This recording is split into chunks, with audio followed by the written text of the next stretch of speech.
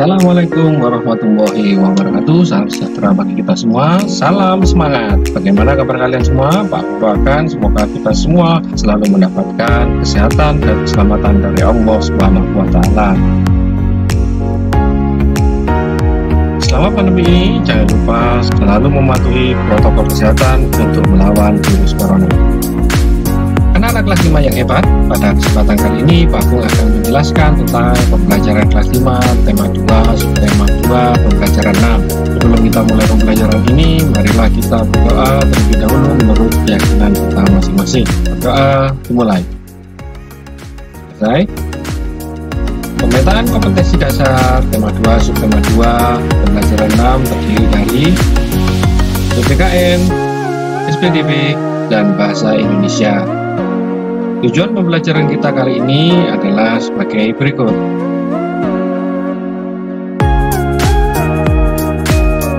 Apakah kalian sudah siap untuk menerima pembelajaran kali ini? Kalau kalian sudah siap, mari dengarkan penjelasan Pak Agung berikut ini.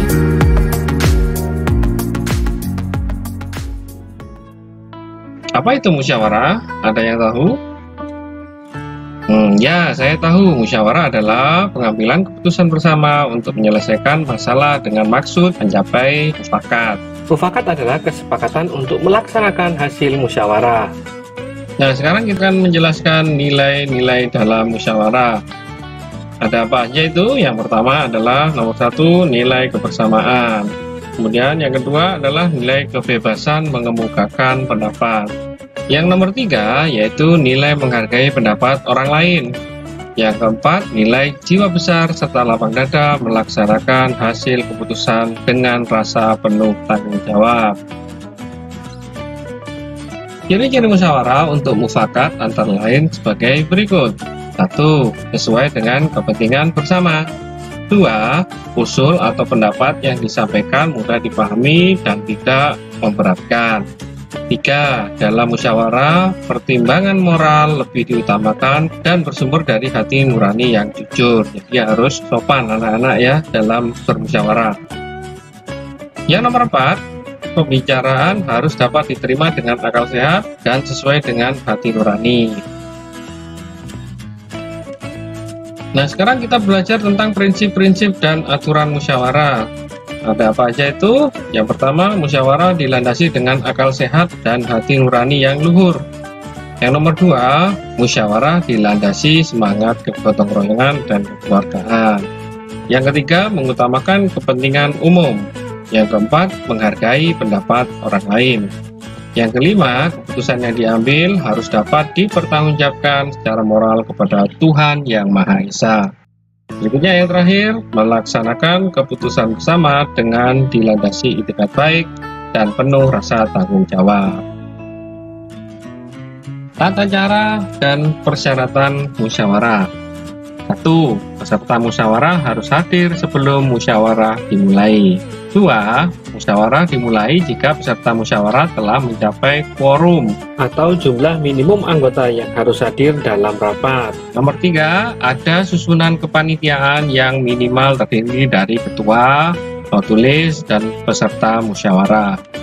Yang nomor 4, setiap peserta musyawarah berhak menyampaikan pendapat. Yang nomor 5, setiap peserta musyawarah harus menghargai pendapat orang lain. Yang keenam, terakhir, pendapat yang disampaikan harus dapat diterima akal sehat, tidak untuk kepentingan pribadi atau golongan, tidak menimbulkan perpecahan, sesuai dengan norma, dan tidak menyinggung perasaan orang lain. Itu tadi adalah tata cara dan persyaratan musyawarah. Cara-cara mengeluarkan pendapat, ada apa aja itu? 1. Mengacungkan tangan sebagai tanda izin bicara. Kedua, berbicara setelah dipersilahkan.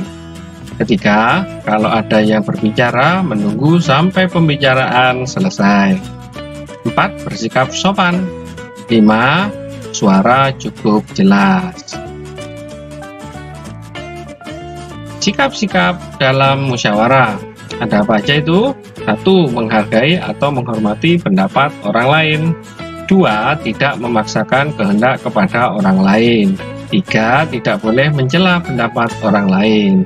Yang keempat, tidak boleh memotong pembicaraan orang lain. Jadi kalau ada peserta musyawarah yang sedang menyampaikan pendapat, kita tidak boleh memotong pembicaraannya. Cukup jelas ya anak-anak? Tahukah kamu sebelum melaksanakan peragaan karya seni ada beberapa hal yang harus kita siapkan. Tujuan persiapan yaitu agar peragaan karya tari berhasil dengan baik dan pantas untuk ditampilkan di depan orang lain. Lalu persiapan apa saja yang harus dilakukan saat akan mementaskan tari?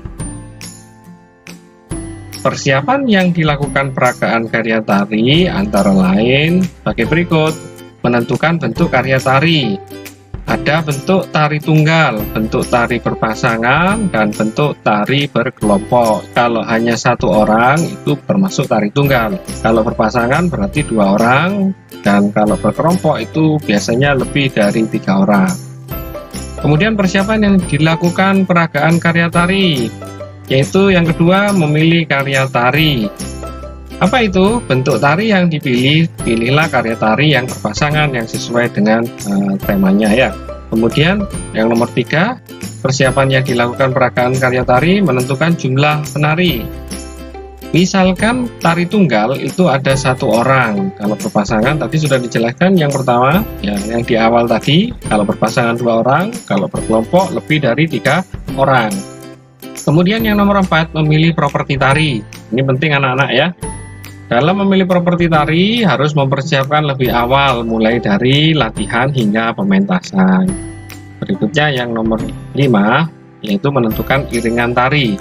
Nah, iringan tari ini biasanya dalam bentuk musik hidup atau biasanya pakai gamelan atau orangnya yang memainkan, bisa berupa elektron, kemudian tape, MP3 ya, pakai CD, USB atau DVD. Kemudian yang nomor 5, yang terakhir, persiapan yang dilakukan peragaan karya tari yaitu memilih busana tari. Kostum atau busana sesuai dengan tema tari. Jadi kalau memilih busana tari itu kostum harus sesuai dengan tema tari. Sudah jelas ya, itu adalah persiapan yang dilakukan peragaan karya tari. Demikian materi kelas 5 tema 2 subtema 2 pembelajaran 6. Semoga pembelajaran kali ini dapat bermanfaat dan menambah motivasi belajar serta mempermudah dalam pemahaman materi. Tetap semangat belajar di rumah, selalu berdoa supaya pandemi ini cepat berakhir. Jaga kesehatan, jaga kebersihan lingkungan, dan jangan lupa selalu cuci tangan sebelum atau sesudah aktivitas. Terima kasih sudah menyaksikan video pembelajaran ini. Sampai berjumpa lagi pada materi selanjutnya. Assalamualaikum warahmatullahi wabarakatuh. Dadah.